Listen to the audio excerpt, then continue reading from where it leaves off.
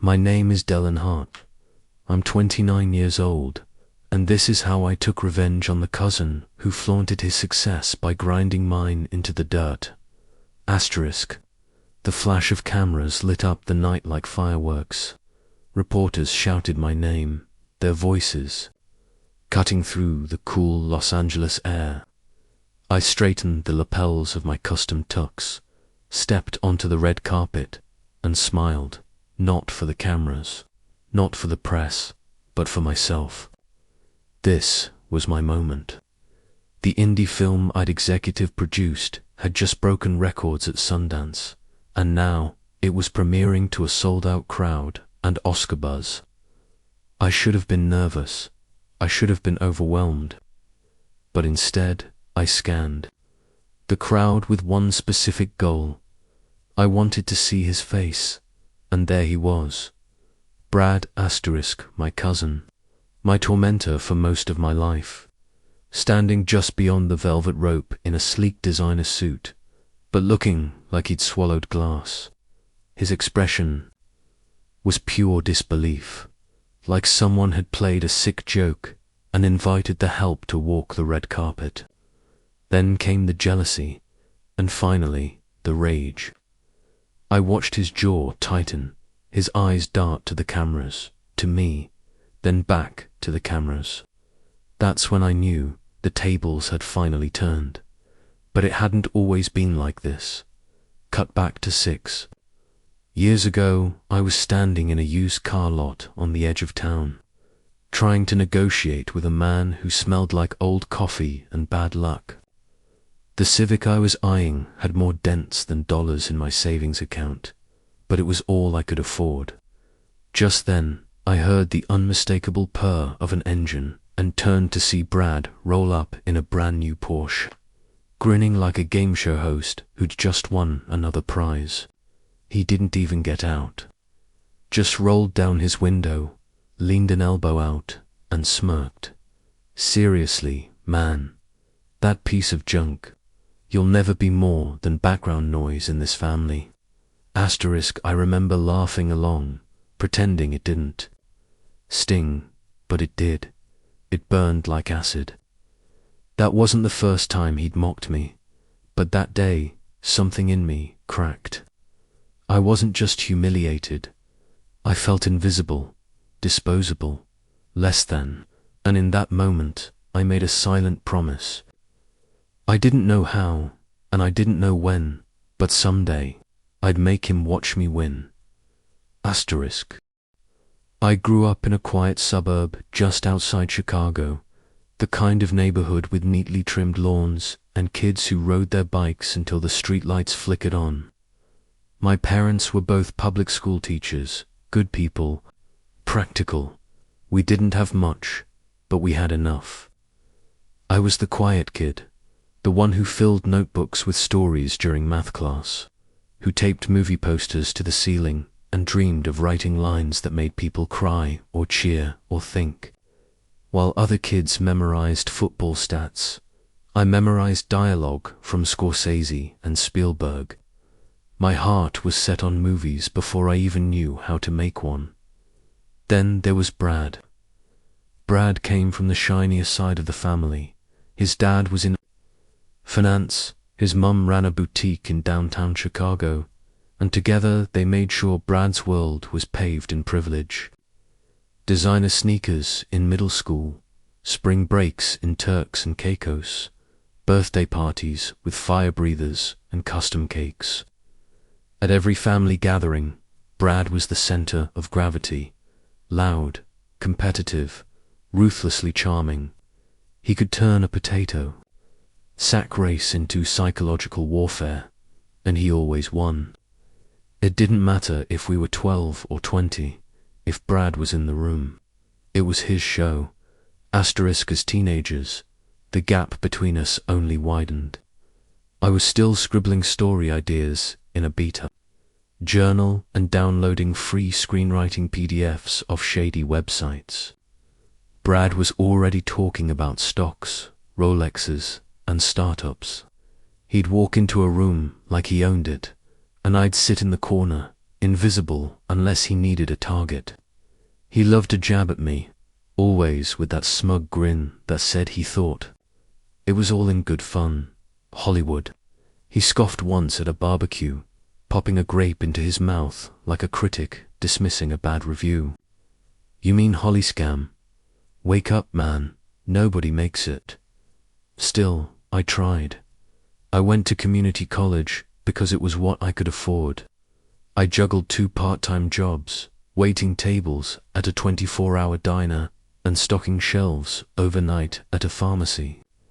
Every spare dollar went toward books, gear, or a second-hand laptop powerful enough to run editing software.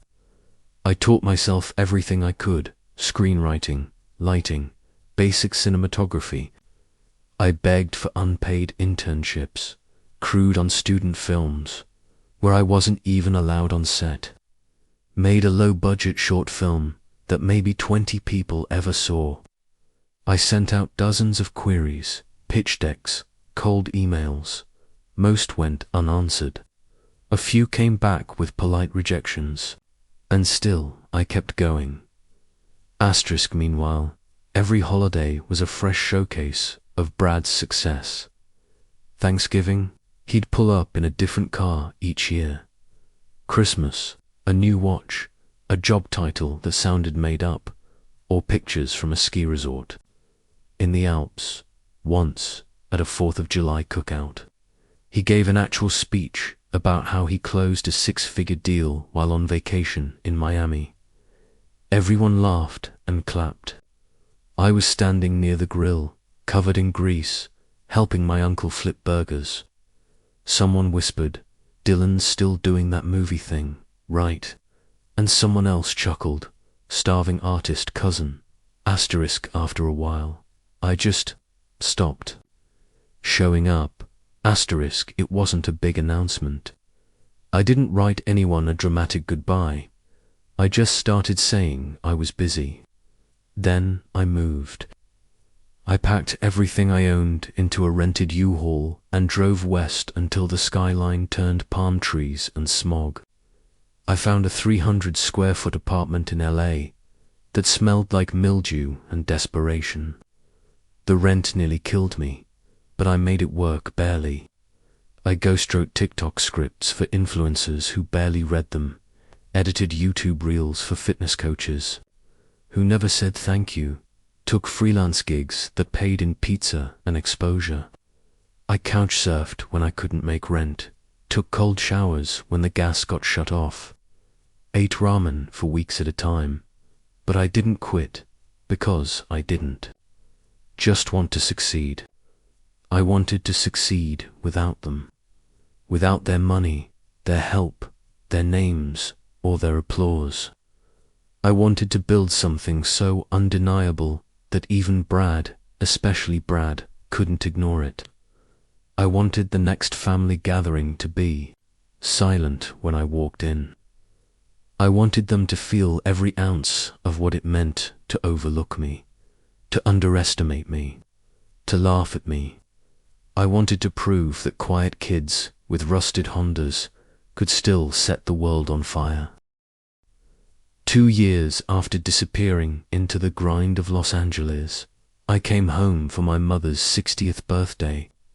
It felt strange pulling into the driveway of the house I grew up in, the same chipped mailbox, the same creaky steps, the same scent of cinnamon and laundry detergent wafting from the windows. My mum had begged me to come, said it would mean everything to her, and I couldn't say no, not to her. So I showed up with a modest bottle of wine and a heart full of mixed feelings. It had been so long since I'd seen the family that I half expected them not to recognize me, but they did, especially Brad. Asterisk, he made his entrance like it was scripted. A custom matte black Porsche Taycan growled into the driveway, sunlight gleaming off the polished hood. The conversation around the grill stopped. Chairs shifted. Phones came out for pictures. It was like a celebrity had arrived. Brad stepped out in sunglasses and a fitted polo, flashing that teeth-white smile like he was on a magazine cover. And then, with the entire family watching, he tossed me the keys. I caught them out of instinct, stunned, before he grinned, and said, loud enough for the whole yard to hear, "Bet this is the closest you'll ever get to driving one of these." Asterisk laughter broke out around me, that awkward, performative kind, the kind where people don't want to seem uptight. Even my mum let out a nervous chuckle as she pulled him in for a hug. I smiled thinly, handed the keys back, and tried to swallow. The moment I'd spent years training myself not to care what Brad thought. I told myself I was above it, that success didn't need an audience, that I didn't need him to validate me, but it still stung, and it only got worse. Asterisk later that evening, I caught him talking to my younger sister, Cassie. She'd just gotten into grad school for environmental science, sharp, driven, the kind of person who actually wanted to change the world. I saw her eyes light up as she mentioned a climate documentary I'd helped edit. I felt proud, for once, like I mattered. But then Brad butted in, arm slung casually around her shoulders, and said with a patronizing grin, "Your brother's dream is cute, like a toddler playing dress-up in daddy's suit." Asterisk, she looked away, embarrassed, and something in me snapped. Asterisk, I didn't say anything. I didn't throw a drink or start a scene. I just stood there, frozen in place, heat rising up my neck. That comment, delivered with such smug confidence, carved something deep inside me. I had spent years sacrificing, struggling, building something from nothing, and yet to him, it was still just a joke, a phase, a fantasy. That night, I couldn't sleep. I lay on the stiff guest bed, staring at the ceiling fan as it ticked in slow circles, my chest tight with fury, not just at Brad, but at myself, for letting him get to me, for coming back at all, for giving him the satisfaction of seeing me flinch, asterisk, but somewhere between 2 and 3 a.m. That fury crystallized into something sharper. Asterisk, I didn't just want to beat him. I wanted to erase the smirk from his mouth. Permanently, I wanted to build something so undeniable, so public, so successful, that even Brad, with all his toys and titles, would be forced to admit he lost. Not quietly, not someday, soon. Asterisk, the next morning, before anyone else was awake, I packed my bag, left a note for my mum, and drove to the airport. And as the plane took off over the flat Illinois horizon, I made a promise to myself. Asterisk, no more sidelines, no more starving artist, no more pretending I didn't care. I was going to rise, not just in the industry, but above every single person who ever laughed at me, especially him. Back in LA, I hit the ground running, and not in the glamorous, red carpet kind of way. I threw myself into whatever scraps the industry would give me. I worked 14-hour shifts as a PA on low-budget music videos where I was yelled at more than I was paid. I hauled lighting equipment in the rain, got coffee orders wrong for producers who didn't know my name, spent entire weekends editing demo reels for influencers who ghosted when invoices went out. Every time I wanted to quit. And there were so many nights I wanted to quit. I'd hear Brad's voice in my head, clear as a siren. Cute dream, like a toddler playing dress-up. That voice fueled me. It turned every indignity into kindling. I stopped waiting for the big break and started writing like it owed me something. Asterisk at night, I wrote, in coffee shops, in borrowed office spaces, on the cracked screen of my laptop in dimly lit apartments where the Wi-Fi barely worked. I didn't write for producers. I didn't write for approval. I wrote the story that had been boiling inside me since I was 16, a dark comedy about a family of polished frauds who maintain their perfect image by burying their secrets under money, charm, and generational privilege. It was raw, messy, bitter, but it was true, and something about it struck a nerve. 3 months after finishing the script, I got a call from a tiny micro studio in Echo Park that specialized in bold first-time voices. They wanted to option it. They didn't have real money, but they had a camera, a hungry crew, and guts. I negotiated hard, not for money, but for credit. I demanded a producing title. I told them I'd do whatever it took, rewrite, reshoot, run errands, but my name would be on it. They agreed. I signed the deal with a busted pen at a diner, paid my rent 2 weeks late, and ate canned soup for dinner 5 nights in a row. But I was on the board. Then the real fight began. Budget cuts hit 3 days before our first shoot. One investor pulled out, citing creative differences. Our lead actor dropped out after booking a streaming pilot. Then, midway through production, the director had a meltdown on set and walked off. Said the material was too personal, like he wasn't expecting a script with actual teeth. For a week, it looked like everything was going to implode, but I didn't let it. I rewrote scenes on the fly. I worked with the assistant director to rebuild the schedule. I made midnight phone calls to actors, begged for second chances, helped. Dress sets, adjusted lighting plans, even cooked pasta for the crew when catering bailed. I stopped being the writer. I became the pulse, the one who kept it moving, the one who reminded everyone why we were doing this. The story was mine, and eventually it became ours. People felt it. They saw themselves in it. And by some miracle, we finished.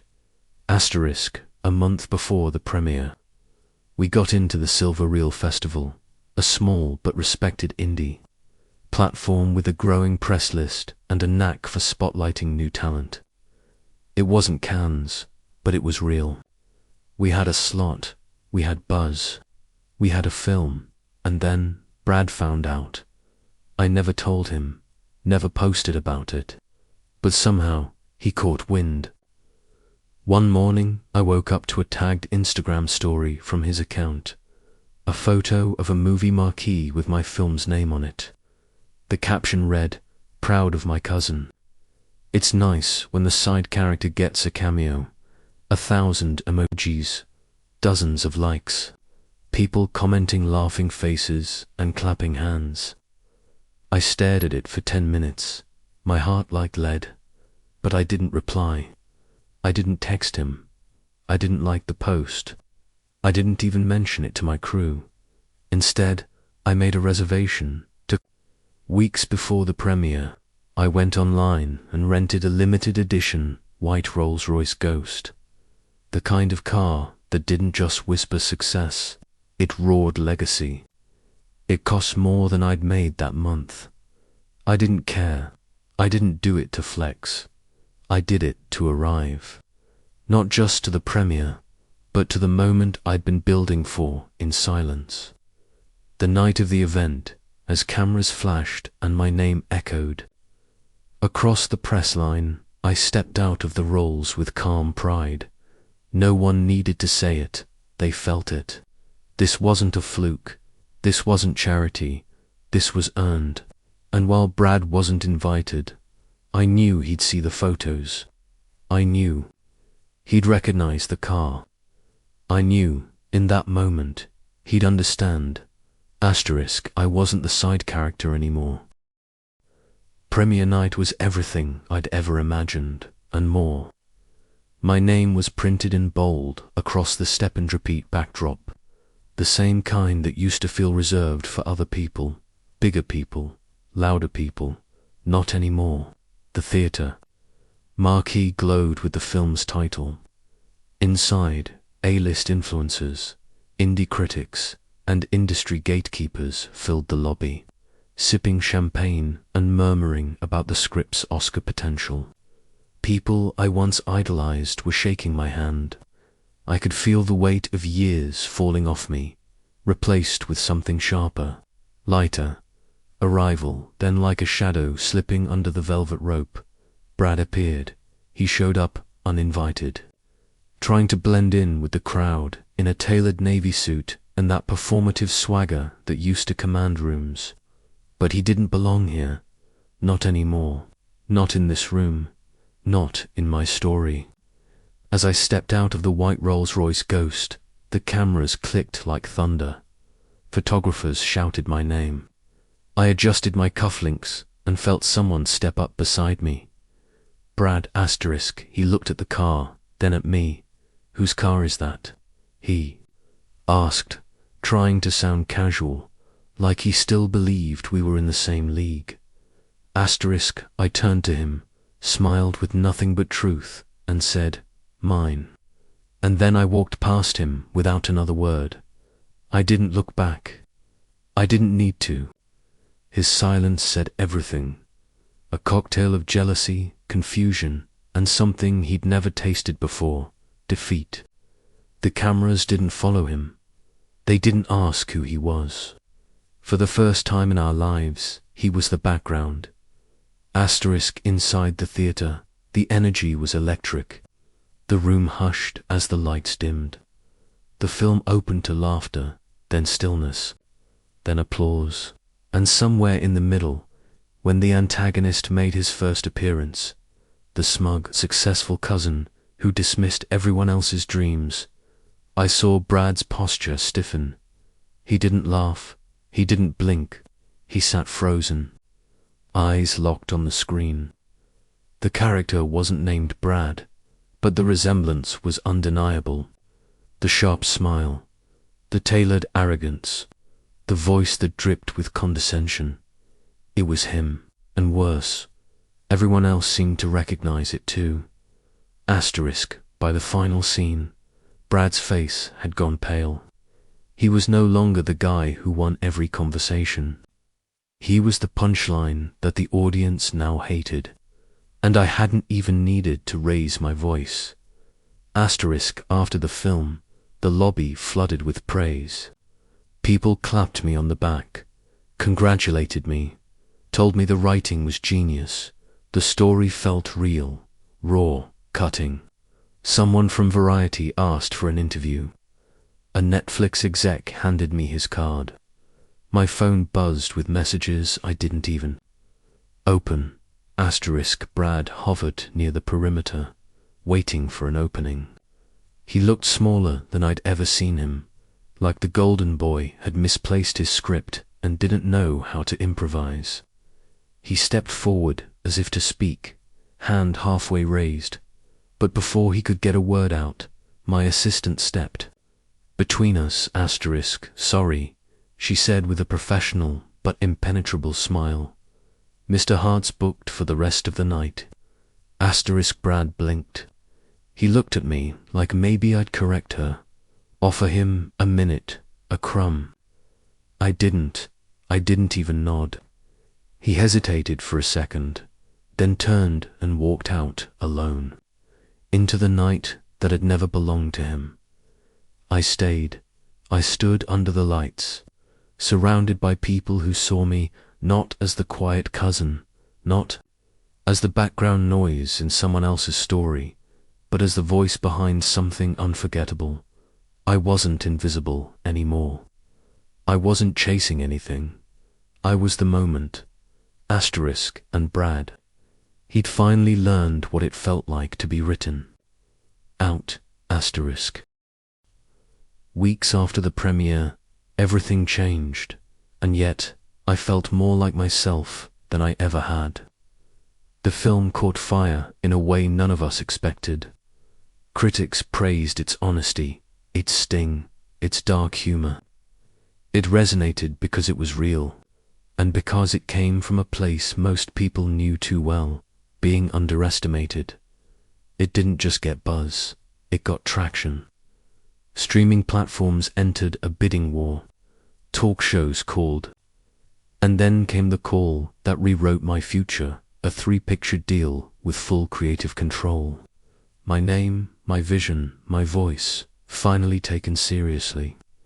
I was still waking up on the same beat-up couch, still making my own coffee, still writing, on the same chipped laptop, but the world had shifted. My work had weight now. My voice carried. The kid who used to write by flashlight under his blanket had finally kicked the door open. Asterisk. And then Brad DM'd me. Asterisk, a simple message, like nothing had ever happened. Proud of you, bro. Let's catch up soon. No apology, no ownership, just a casual reach, like he could still play the part of the supportive cousin now that the lights were on. I stared at the message for a long time, not because I didn't know what to say, but because I didn't need to say anything at all. I left it on read, not out of spite, but because I'd outgrown the part of me that needed his validation. Revenge wasn't necessary anymore. My life, the one I'd bled for, sacrificed for, created from scratch, spoke louder than any insult he'd ever thrown. Asterisk with my first big check. I bought my parents a house in a quiet neighborhood they loved. No more drafty windows, no more worrying about retirement. They cried when I handed them the keys, not because of the house, but because they knew how hard I'd fought to give it to them. I helped my sister, too. Cassie had always had an eye for light and angles. I funded her photography business and watched her grow into someone fierce and fearless, finally free to chase her own vision. And one rebuilt myself, not with luxury or fame, but with intention, therapy, reflection, peace. I didn't need to be loud to be heard anymore. I didn't have to prove anything. I just had to keep creating. Asterisk, because that's what I was built to do. Asterisk, Brad had spent his whole life trying to make sure I failed, because failure was the only way he could stay on top. That's all he ever focused on. But I was never built to fail. I was built to last, built to make something out of nothing, built to dream in silence and then deliver in spectacle. The quiet kid in the corner had written his way into history. Asterisk, and that was louder than any Porsche ever could be. Dylan stood outside the academy screening room, the night air cool against his skin, the murmurs of the industry elite still echoing behind the heavy double doors. His second film had just finished its private preview, tighter, bolder, deeper than the first. The praise had already started pouring in, but for a brief moment, he stepped away from it all. He turned toward the Rolls-Royce parked under the soft glow of a streetlight, its polished surface reflecting more than just his image. He looked into the window and saw a man he finally recognized again, not the lost kid chasing approval, not the cousin always coming in second, but a creator, steady and sure. A quiet smile formed on his lips. He leaned closer to the glass and whispered, "This is for every kid who was mocked for dreaming too big." Asterisk, his phone buzzed in his pocket. A message. Brad. The preview of the text read, "Saw your movies trending. Insane. I still remember that night at Mum's party. Wild times, lol." Dylan stared at it for a second, then tapped and deleted it without opening. No reply, no need. The past didn't have power here anymore. Asterisk, he slipped the phone back into his jacket and walked toward the entrance, where his name shimmered in gold across the digital marquee above the door. Bold, brilliant, impossible to ignore. As he stepped back into the warmth and buzz of the room, he felt it settle in his chest. Not pride, not revenge, but peace. real peace. Asterisk, I used to think revenge meant crushing the person who hurt you, he thought, eyes scanning the crowd that now moved around him like orbit around a sun. But real revenge, it's becoming someone they can't touch. And with that, he disappeared into the light. Fade out, asterisk.